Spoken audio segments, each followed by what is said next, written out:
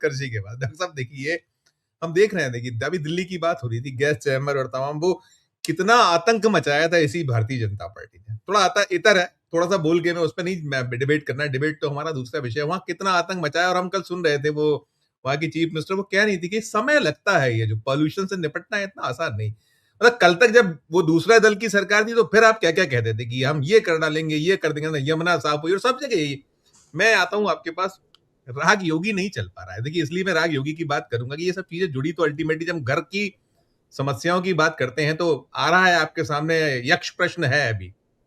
February और मार्च 5 सूबे, और फिर नवंबर-दिसंबर में 2, और 25 27 में 7 सूबे हैं जहाँ विधानसभा के चुनाव, और सबसे कठिन जटिल यूपी का हम लोग बार-बार बात करते हैं। और सब जो चल रहा है, ये जितनी बातें मैंने कही, उसमें शक्कर का जो मसला मामला, यूपी बहुत बड़ा हब है, वहाँ से बहुत उत्पादन एक बड़े पैमाने पर होता है, जो चीज़ें हो रही हैं कि एथेनॉल और सब चीज़ें। और साथ में ज्ञानेश कुमार पहुँचे हुए हैं, तो मैं दोनों को क्लब करता हूँ। मैं ज्ञानेश कुमार को सुना आता हूँ, आप ही के यहाँ थे ज्ञानेश जी, जो ज्ञान अपना आज वहाँ प्रकट कर रहे थे। सुनिए, सुना जाए, मैं सोचता हूँ सुनूँ, फिर मैं एक सवाल समग्र पूछ लेता हूँ आपसे।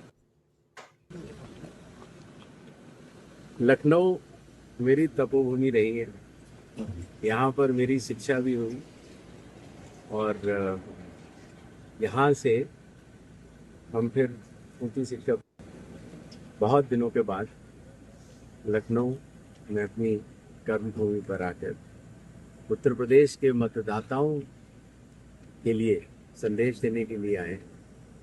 खास तौर से हमारे बूथ लेवल ऑफिसर्स, जो कि लोकतंत्र की आधारशिला होते हैं, उनको कुछ बात समझा दें, और उत्तर प्रदेश की जितनी यूनिवर्सिटीज़ हैं और जितने स्कूल्स हैं, वहाँ पर चुनाव प्रक्रिया की पारदर्शिता और पूरी प्रक्रिया को समझाने के लिए भी यहाँ पर कार्यक्रम होंगे। इन्हीं छोटे शब्दों के साथ सारे मतदाताओं के एक बार फिर नमस्कार।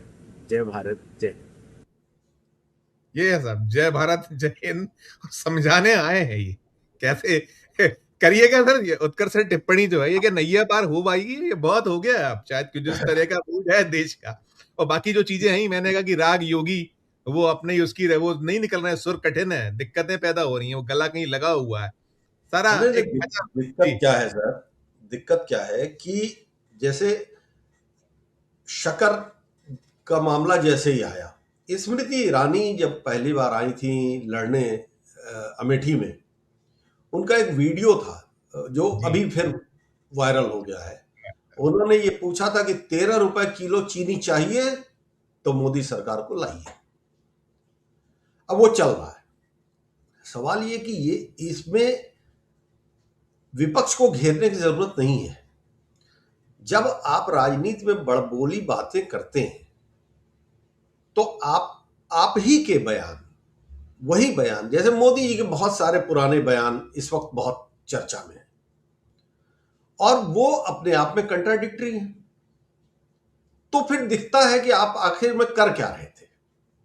दूसरा, ये ज्ञानेश जी की बात तो मैं खैर बाद ही में इसको करें, एक रूटीन दौरा उनका मैं मानता हूं, अभी कुछ उनके समझाने सिखाने का कुछ नहीं होगा। लेकिन यूपी की राजनीति में समस्या ये है कि सर वो वोटरों को कह रहे थे कि आप, और 2.5 करोड़ कितने वोट कटे हैं आपके, कितने हैं वो? नहीं, यहाँ तो इतने कटे हैं। और सबसे बड़ी बात यहाँ के वोटर के कटने की सबसे पहली शिकायत जो हुई वो खुद मुख्यमंत्री योगी आदित्यनाथ ने की।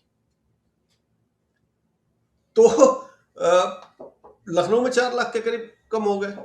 तो ऐसे हालात में जब ये सारी चीजें हैं, लेकिन है क्या सर कि जो हालात बन रहे, जो एक के बाद एक के बाद एक के बाद एक चीजें आ रही हैं। अब ये सर्जियो गोर ने जो कहा है, ये ब्रांड मोदी के लिए अगले चक्र में आ रहा हूं मैं, सर्जियो गोर पे अगले चक्र में करता हूं मैं। आप इस पे अभी गन्ने और जी अब गन्ने मतलब वही कि महंगाई, जी हाँ, चीनी, महंगाई, पेट्रोल। देखिए चीनी और तेल ये सब ऐसा है, मुझे याद है अपने बचपन में जब हम लोग सरस्वती शिशु मंदिर में उस वक्त पढ़ रहे थे और इमरजेंसी का टाइम था, तो आचार्य जी लोग हम लोगों को नारा सिखाते थे, ये देखो इंदिरा का खेल, खा गई राशन, पी गई तेल। जी अब ये नारा इसकी इनके ऊपर है, तो अब इस मसले के ऊपर कोई बात नहीं। योगी जी शोकेसिंग करने में लगे हैं। देखिए अभी जापान का एक डेलीगेशन आया तो बताया कि अब क्या क्या होने वाला है, वो सब कुछ कर रहे हैं। उसके बाद अजय राय जब कांग्रेस के प्रेसिडेंट गए वहां अयोध्या में और कुछ मछली कटते बनते उसी प्रेमाइस में दिखाई, उसको इशू बनाने की कोशिश की। मगर होता क्या है ना कि जब बाई नहीं करती है पब्लिक, जब तय कर लेती है कि हमको ये बाई नहीं करना है तो नहीं करती है। और यही सबसे बड़ी चिंता है, क्योंकि कांग्रेस, राहुल गांधी या कांग्रेस या समाजवादी पार्टी, पहले क्या होता था पिछले 10 सालों को अगर देखें तो पहले जो 5-6 साल थे उसमें ये फंस जाते थे, उस टर्फ पे खेलने लगते थे जो बीजेपी तय करती थी। वो कभी मणिशंकर अय्यर आ जाते थे, कभी दिग्विजय सिंह आ जाते थे, कभी कोई आ जाता था और वो ऊपर गेम जो है घूम जाता था। अभी अपोजिशन ने तय कर लिया कि उसको अपनी टर्फ नहीं छोड़नी है, और अपनी टर्फ अगर नहीं छोड़नी है तो आप अपना खेलिए, या तो आप आके इस पर खेलिए। वंदे मातरम में यही हुआ। दरअसल बीजेपी खेलने लगी है वंदे मातरम की पिच पे, और कांग्रेस खिला रही है उसको, क्योंकि मनुस्मृति की पिच कांग्रेस तैयार कर रही है, बीजेपी खेलेगी उसके ऊपर। और जैसे ही दोनों खेल रहे हो वैसे ही सारी चीजें खुलने लग रही हैं, और वहां पर जो एक्सपोजर हो रहा है वो फिर बीजेपी उसको मैनेज नहीं कर पा रही। फिर क्या हो रहा है कि वो अचानक से जो है वो एक छोटा सा ग्रुप रह जा रहा है उसके पास, और खासतौर पर ये जेनजी तो बिल्कुल नहीं रह रहा है उसमें। सो जो सबसे बड़ी चुनौती फंसी हुई है वो फंसी हुई है कि नए वोटर जो जो जिनको मोदी जी अपनी ताकत मानते थे, वो ताकत कहां चली गई। योगी जी की जो ताकत थी हिंदू मुसलमान के लाइन पे बातें करते रहने की, वो ताकत कहां चली गई। वो तो मिसफायर हो रही है, और वो मिसफायर जब हो रही है तो आप फिर बेचैन हो रहे हैं। ये संकट बीजेपी के लिए है, और अपोजिशन बहुत स्मार्टली इन्हीं मसलों को ला रहा है जिसके जिन बातों के ऊपर इनको एक्सपोज हो रहा है। अगर ये खेलेंगे तो एक्सपोज होंगे, अगर नहीं खेलेंगे तो वो सवाल कायम रहेंगे, और इसका अभी तोड़ बीजेपी निकाल नहीं पा रही है। कहानी बस इतनी है। बिल्कुल बिल्कुल डॉक्टर साहब, देखिए बड़ा इंटरेस्टिंग है। हम लोग याद करिए ना कि जब वो मोदी जी से हमारा गोदी मीडिया जो सवाल, माफ कीजिएगा, ट्रम्प से सवाल कर रहा था, उन्होंने क्या कहा था? उन्होंने कहा, अरे साहब मोदी जी, ये आपके पत्रकार गजब पत्रकार है। अभी ज्ञानेश कुमार की उन्होंने कहीं आवश्यकता उनके यहाँ प्रतिपादित हो रही है, तो ये सब अपने आत्ममुग्ध है, चाहे मोदी मीडिया, गोदी मीडिया या ये हो।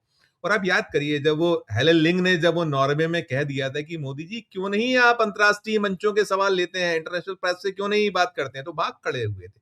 और फिर क्या क्या उनके लिए क्या क्या नहीं गढ़ा गया, रचा गया। एक तो था ही था। मैं एक और क्लिप दिखाता हूं, छोटी सी क्लिप है, मैं आपसे सवाल करता हूं। देखिएगा, ये जो है ये अमनेस्टी इंटरनेशनल की एक जो दिल्ली प्रदर्शन पुलिस बल प्रयोग, जो उसमें सवाल ही सवाल है। उन्होंने आज ही रिपोर्ट आई है उनकी एक, उसमें उन्होंने बाकायदा 17 वीडियो को उन्होंने जो जांचा है उसमें सब चीजें बताई हैं। इवन तो बिहार की भी जो वो जो वहां AK-47 उसको भी है, सब कुछ है उसमें समाहित। और हम ये सीधे है, आप भाग रहे हो, दौड़ रहे हो, आप नहीं जवाब दे रहे हो देश को, लेकिन ये चीजें छुप नहीं पा रही दुनिया के। आप नहीं मानो, एमनेस्टी इंटरनेशनल को आपने कहा ले जाके खड़ा कर दिया हमारे यहाँ, हम नहीं समझ रहे हैं, नहीं बूझ रहे हैं, लेकिन अंतर्राष्ट्रीय मंचों पर चर्चाएं हो रही हैं। और जो अभी ये कहा, ये हमें शर्म आती है। हम चूंकि इस देश के वासी हैं, हम जिम्मेदार लोग हैं, और एक आम जन को भी आती है, उसको लगता है कि हमारे बारे में क्या बोल रहा है सारा कुछ। तो ये जो चल रहा है सर, चाहे वो एमनेस्टी इंटरनेशनल की रिपोर्ट हो, या फिर ये जो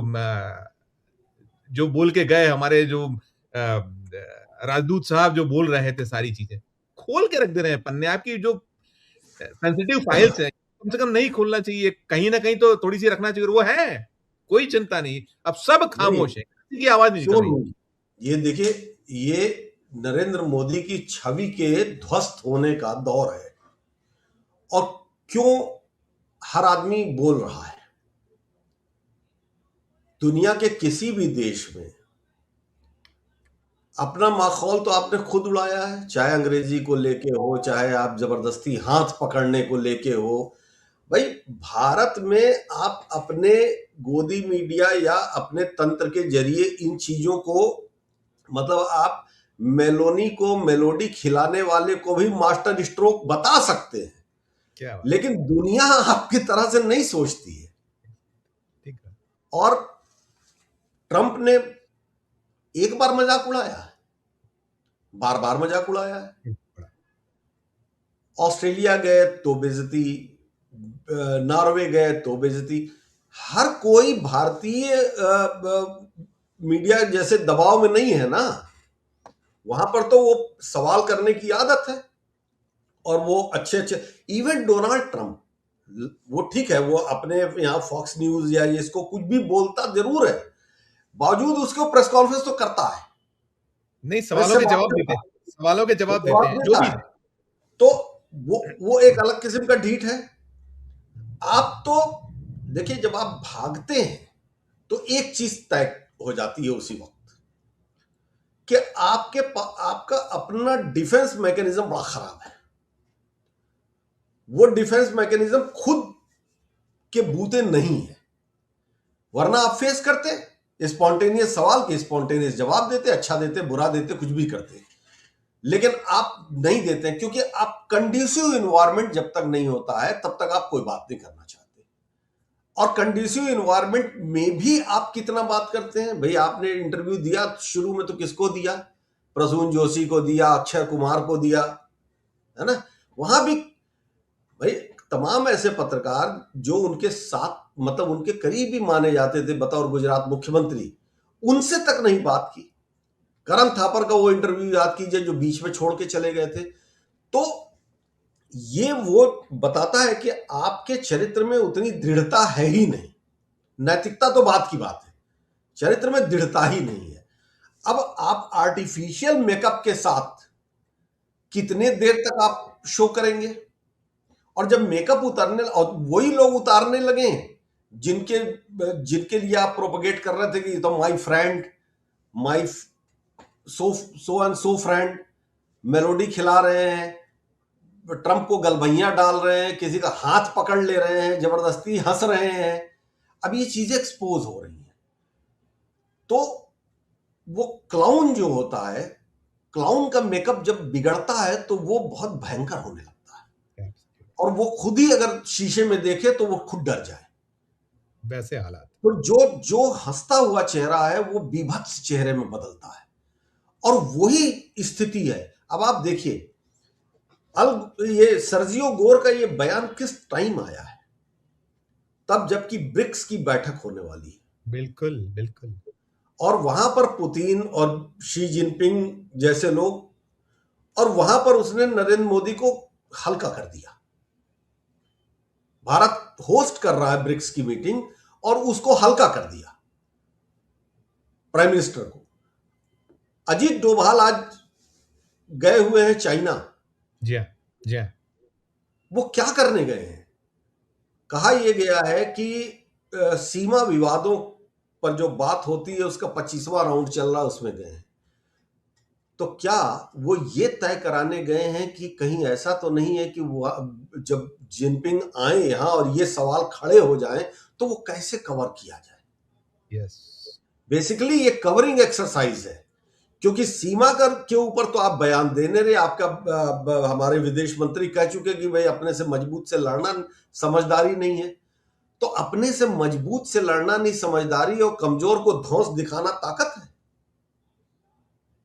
तो ये सब खुद उलझे हुए हैं सर। बिल्कुल। और ये अब परतें इतनी ज्यादा खुल चुकी हैं कि अब ये मतलब सीवन होगी, ने रफू से बाहर निकल गया मामला। ठीक। रफूगरी काम नहीं आने वाली है।